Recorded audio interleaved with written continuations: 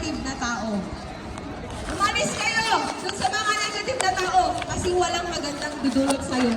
Isa na yan ang mga CTGs. Kung gusto nyo mag-bloom, kung gusto nyo gumanda, tanggalin nyo yung negative vibes. Maging positive lang kayo araw-araw. Okay? Tandaan nyo, ang CTGs, ang NPA, walang magandang dudulot sa atin yan.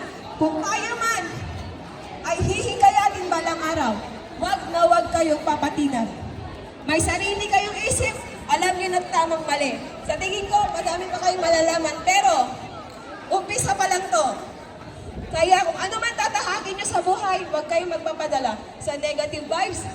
Piliin niyo sarili niyo, mahalin niyo ang sarili niyo, para sa pamilya niyo, para sa future family niyo, mahalin natin ang gobyerno, mahalin natin yung sarili natin, at mahalin natin